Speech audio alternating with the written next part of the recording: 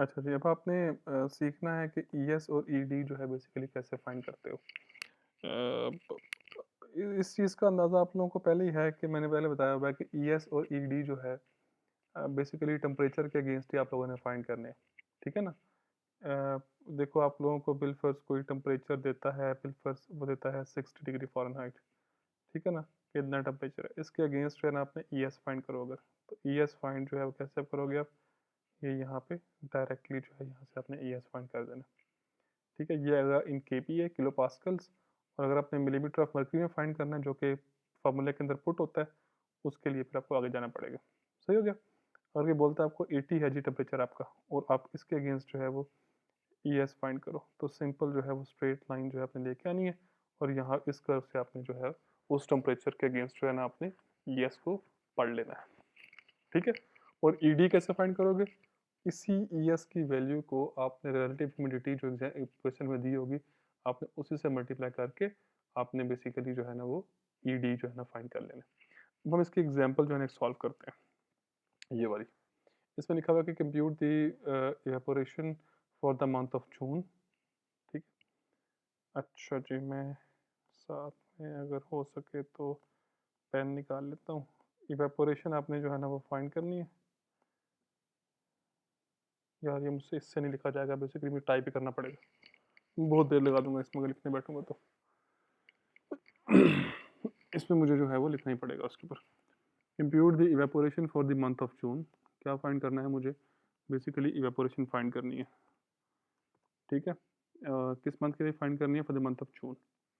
If the surface water temperature is, अच्छा, surface water temperature जो है ना वो कितना है,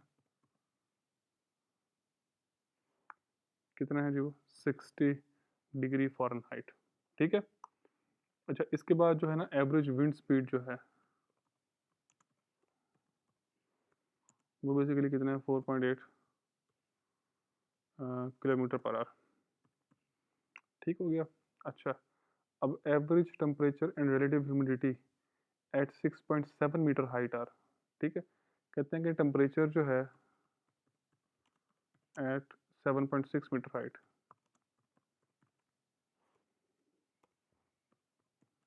वो कितना आ रहा है, वो है जो 70 डिग्री फ़ारेनहाइट, ठीक है।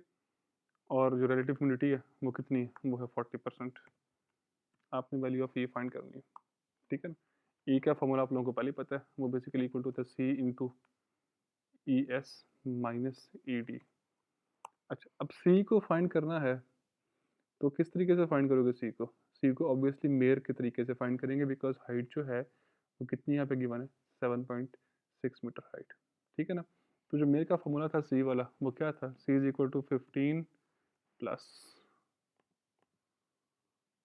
0.93 डब्ल्यू, ठीक है। अच्छा, पूछने वाला सवाल ये है कि जी मुझे कैसे पता कि जनाब कि ये जो है ना ये वाला फार्मूला आना है, और दूसरे वाला फार्मूला है ये वाला मैंने यूज़ क्यों नहीं किया, क्योंकि कहीं भी क्वेश्चन के अंदर जो है स्मॉल लेक्स या रेजरवायर जो है नहीं लिखा हुआ, तो मुझे फिर इस वजह से पता कि मैंने पहले वाले को इस्तेमाल करना है।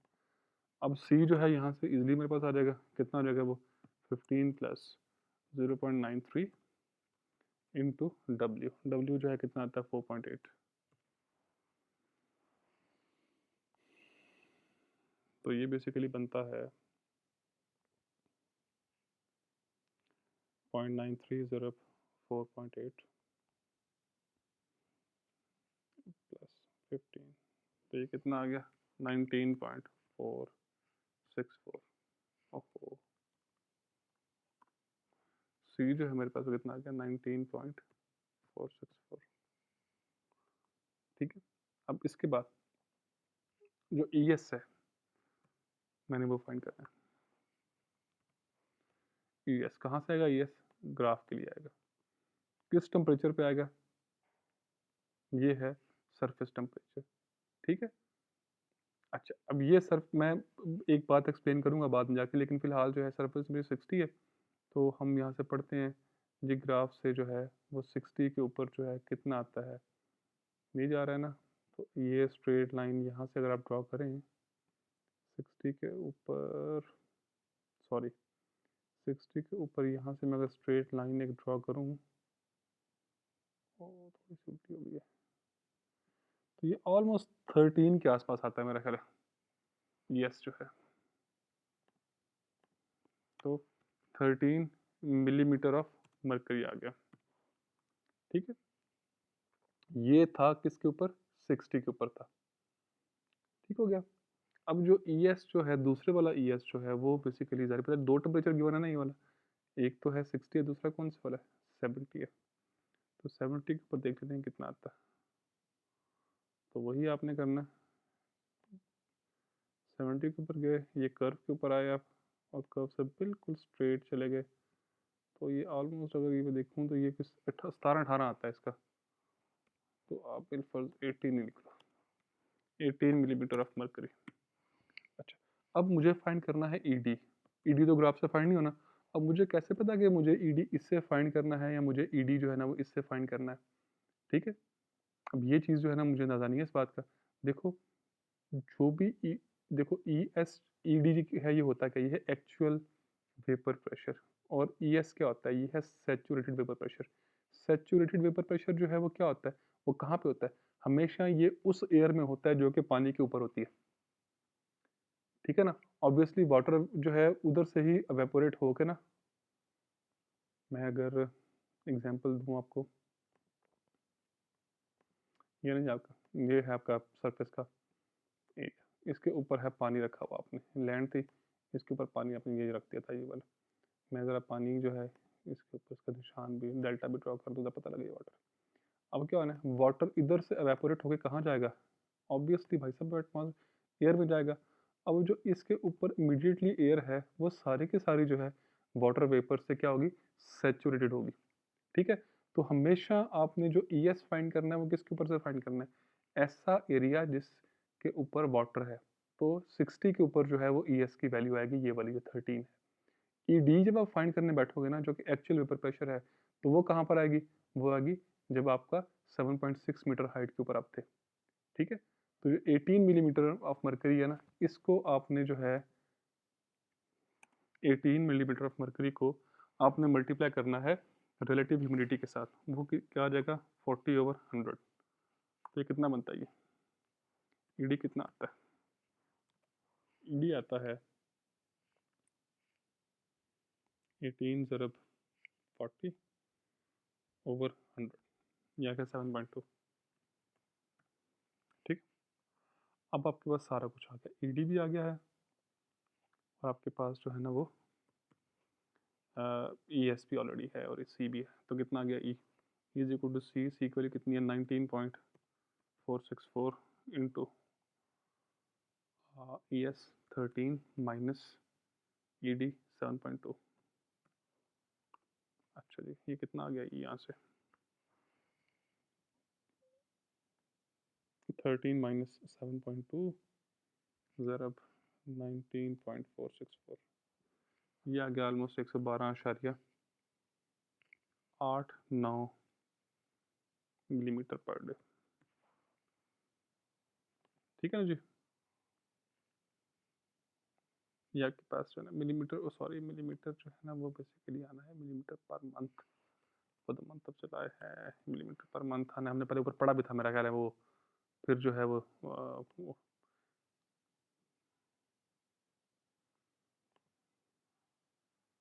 ये देखो ये लिखा भी हुआ है यहाँ पे कि जो मेयर के फॉर्मूले से आप C फाइंड करोगे ना, वो हमेशा जो है वैल्यू आएगी, किससे आएगी, वो मिलीमीटर पर मंथ में।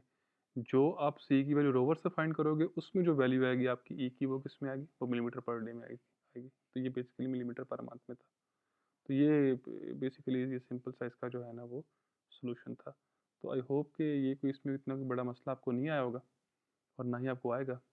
तो बेसिकली ये थोड़ा डिफरेंस पता क्यों आ रहा है, मैंने 18 लिखा हुआ ना यहाँ पे, उसने वैल्यू ग्राफ से जो है 18.5 ली है, मैंने 18 लिया, तभी थोड़ा बहुत जो है ना डिफरेंस आ रहा है, वरना इतना आपका भी होगा तो हम आपको ठीक मानेंगे, सही है। तो इसमें कंफ्यूज नहीं होना है। एक बात याद रखनी है फिर दोबारा से, हमेशा जो वैल्यू ऑफ C है ना, ये देख के फाइंड करनी है कि मैं क्या मैं दे रहा हूँ क्वेश्चन के अंदर, देख के वैल्यू इसकी फाइंड करनी है, ठीक है। और दो तरीके हैं, मेयर का तरीका है और रोवर का तरीका है। रोवर का तरीका जो है ना, उससे जब भी आप वो उससे C फाइंड करोगे तो जो आपकी E की वैल्यू आएगी वो किस में आएगी, मिलीमीटर पर डे में आएगी। तो जब आप जो दूसरे मेयर के तरीके से फाइंड करोगे, जैसे मैंने अभी फाइंड किया है, तो ई की वैल्यू किस में आएगी, मिलीमीटर पर मंथ में आएगी। याद रखनी बात ये वाली, भूलना नहीं है इसको, ठीक है। अगर डे में कर दोगे तो मैं गलत कर दूंगा, सही है, थोड़ा ध्यान करना है इस बात का, ठीक। तो ये एग्जाम्पल थी इसकी, जो कि इतनी मुश्किल नहीं है, सिंपल ही है, ठीक है। आगे जो है वो क्या वो लिखा हुआ है, थोड़ी बहुत ना मजीद डिटेल उसमें जो है ना आगे लिखी हुई है कि evaporation from the land surfaces. कहता है कि evaporation from the land surfaces can not be generalise, कि आप उसको जनरलाइज नहीं कर सकते। इवेपोरेशन जो लैंड सरफेस से हो रही है, आप उसको कभी भी जनरलाइज नहीं कर सकते। क्यों? क्योंकि for saturated soils the evaporation can be considered same as from the water surface. However, the water level drops, the evaporation rate will decrease greatly. देखें, कहता ये है बिल्फर्स, आपकी ये लैंड है, ये बैरन, एक इसका एक हिस्सा जो है ना बैरन है, और दूसरे के ऊपर जो है ना वो बेसिकली जो है ना वो ट्रीज जो है ना वो लगे हुए हैं, या वहाँ पे कोई क्रॉप लगी हुई है, या वहाँ पे जो वेजिटेशन कवर है। अब यहाँ पे इस साइड पे जो इवेपोरेशन हो रही है वो, और जो इस साइड पे हो रही है, उसमें ज़मीन आसमान का फ़र्क है। आप उसको जनरलाइज जो है ना वो नहीं कर सकते हो। एक बात तो उसने पहले में ये किया। दूसरी में उसने ये बोला है कि हाँ, अगर आपकी बिल फर्स्ट कोई सॉइल है जो कि सैचुरेटेड है, बिल फर्स्ट, ठीक है ना, जो कि सैचुरेटेड है, और एक आपके पास जो है ना कोई वाटर बॉडी है, ठीक है, कोई रेजरवायर है या कुछ भी है, ठीक है, वाटर बॉडी है आपकी वो, ठीक है। वो ये कहता है कि देखें जी, अगर सॉइल सैचुरेटेड हो तो इसके ऊपर जो इवेपोरेशन हो रही है और जो वह यहाँ वाटर सरफेस पे जो इवेपोरेशन हो रही है, दोनों को आप एकदम से सेम ले सकते हो। क्या वजह है कि यहाँ पर भी जो वाटर वेपर्स हैं, उन्होंने पूरी की पूरी सॉइल को जो है सैचुरेट किया, पूरे के पूरे पोर्स के अंदर जो है ना वो वाटर जो है ना फिल्ड अप है। और यहाँ पर भी क्या है, इधर भी जो है कोई ऐसा वाटर के लिए जो है इवेपोरेट करना और इधर भी इवेपोरेट करना बिल्कुल जो है ना वो सिमिलर है। उसमें कोई ऐसी इशू वाली बात नहीं, क्योंकि जो मेजॉरिटी पोर्स हैं वो वाटर ने ऑक्यूपाई किए हुए हैं। इधर भी जो है ना वो क्या है, मेजॉरिटी वाटर ही है। तो इस वजह से इन दोनों का जो है ना आप सेम कंसीडर इन दोनों को कर सकते हो। यानी कि अगर सैचुरेटेड सॉइल हो आपके पास और उसके ऊपर से पानी वेपरेट हो रहा हो, और एक वाटर बॉडी के ऊपर से पानी वेपरेट हो रहा हो, तो दोनों एक तरह से सेम होते हैं। क्या वजह है? वजह यह है कि दोनों में ऑलमोस्ट पानी ही है। इधर भी मेजॉरिटी पोर्स वाटर ने ऑक्यूपाई किए हुए हैं और यहाँ पर तो है ही पानी, तब उनको ऑलमोस्ट सेम जो है ना वो ले सकते हो, ठीक है।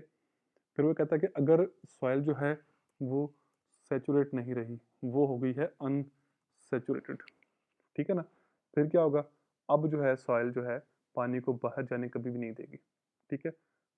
अब सॉइल जो है, चूंकि मेजॉरिटी पोर जो है ना वो वाटर ने ऑक्यूपाई नहीं किए हुए, मेजॉरिटी पोर जो है ना वो बेसिकली वो या पोर जो है ना बेसिकली वो, उनमें से बहुत सारे पोर जो है ना वो वाटर ने नहीं फिल किए हुए, तो क्या होगा कि अब जो एवेपोरेशन है वो ग्रेटली जो है ना कम हो जाएगी। हमें वैसे ही पता है इस बात का, देखो यार, सैचुरेटेड सॉइल के अंदर पानी सॉइल के पास ज़्यादा होता है। जब पानी ज़्यादा तो इवेपोरेशन रेट ज़्यादा। अनसैचुरेटेड सॉइल के अंदर सॉइल के पास पानी जो है ना वो कम होता है। पानी कम तो इवेपोरेशन रेट भी जो है ना वो कम। मैं इस बात को यहाँ पे लिख देता हूँ कि जब सॉइल जो है ना वो सैचुरेट हो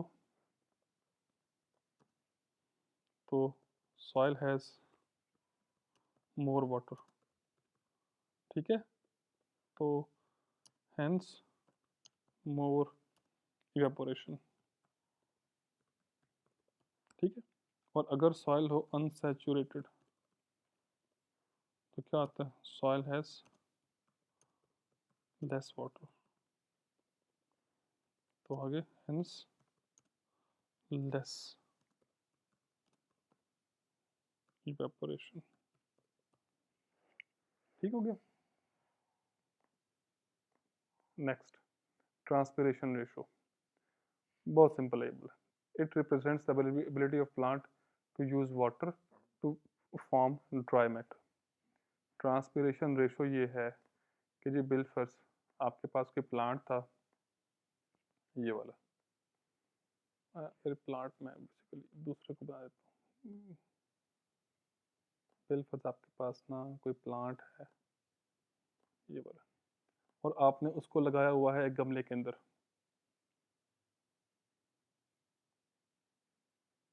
अब गमला मैं इसी को बना लेता हूँ, ठीक है ना, ये आपका गमला है और इसके अंदर हमने प्लांट लगाया हुआ, ये वाला। अच्छा, अब ये गमला, गमले के अंदर आप पानी डालते जाओगे और ये प्लांट जो है ना बढ़ता जाएगा, ठीक है।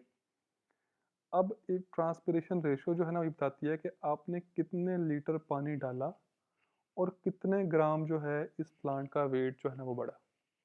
ये बेसिकली आपका है ट्रांसपिरेशन रेशियो, कि आपने कितना वॉल्यूम ऑफ वाटर डाला, उससे कितने ग्राम जो है प्लांट का जो वजन है, जो ड्राई वजन है प्लांट का वो बढ़ा। ये बेसिकली क्या होती है, ट्रांसपिरेशन रेशियो इसको बोलते हैं, ठीक है। कि कितना पानी जो है उसको देने के बाद जो है प्लांट ने अपना वेट जो है ना वो बढ़ाया, ठीक है। अगला इसमें define, it is defined as the ratio of weight of water transpired to the dry weight of to the weight of dry matter of plant, ठीक है। इसकी कहते हैं फार्मूला इसका क्या है ट्रांसपिरेशन रेशियो का। ये बेसिकली फार्मूला इसका ये होता है कि जितना आपने पानी, वेट ऑफ वाटर अप्लाइड, ठीक है, divided by weight of dry matter of plant, यानी कि पानी का जितना, अपने पानी जितना वॉल्यूम अप्लाई किया पानी का वो कितना है, उसको सिर्फ डेंसिटी से मल्टीप्लाई कर दोगे ना जब आप, तो आपके पास पानी का वेट आ जाएगा, ठीक है। तो वेट ऑफ वाटर को जो है ना हमें डिवाइड करना है जितना प्लांट का जो है ना वो ड्राई मैटर है, सही है।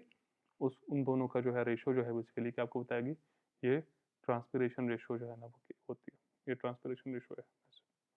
बहुत सिंपल है ये वाला, इसमें कोई सवाल हो तो मुझसे पूछना, मुझे उम्मीद नहीं है कि इसमें कोई सवाल बनेगा, बहुत सिंपल है ये वाला। आखिरी, कि आपने इवेपोर ट्रांसपिरेशन जो है ना उसको मेजर कैसे करना है, ठीक है। पहले हमने इवेपोरेशन को फाइंड करना सीखा, अब इवेपोर ट्रांसपिरेशन जो है ना उसको कैसे फाइंड करना है। तो उसके लिए जो है ना ब्लेनिक-रीडल ने एक फार्मूला जो है ना वो पेश किया था कि अगर आपने मंथली जो है ना इवेपोर ट्रांसपिरेशन जो है ना फाइंड करनी पड़े तो वो तो इक्वल टू होती है के पी ब्रैकेट 0.46 टी प्लस 8.13। यहाँ पे यू जो है ये मंथली इवेपोर ट्रांसपिरेशन है मिलीमीटर, के जो है मंथली इवेपोरेशन कोएफिशिएंट है, ये गिवन होगा आपको, ठीक है। पी जो है ये क्या है, monthly percent of total day time of year, ठीक है।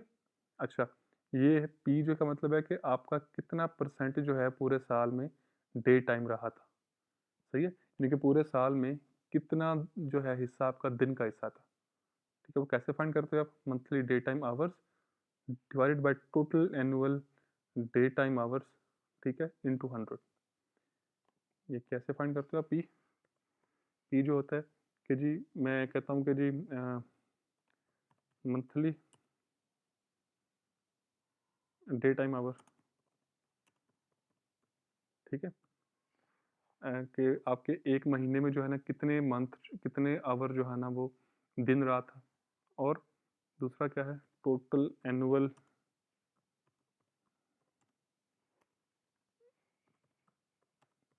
डे टाइम आवर, पूरे साल में कितना टाइम जो है आपका दिन रात है। ये दोनों रेशो लेके इसको मल्टीप्लाई कर देना है 100 के साथ, और वो जो पी की वैल्यू है वो आपने इसमें पुट कर देंगे, ठीक हो गया। फिर 0.46 टी, टी क्या है, mean monthly temperature. Mean monthly temperature कैसे आएगा, पूरे मंथ के टेम्परेचर को जो है ऐड करके उसको 30 या जितने दिन थे पूरे मंथ के अंदर उससे डिवाइड कर देना, और फिर 8.13, तो जो आपके पास यू की वैल्यू आ जाएगी वो किस में आ जाएगी, वो मिलीमीटर में आ जाएगी, सही हो गया।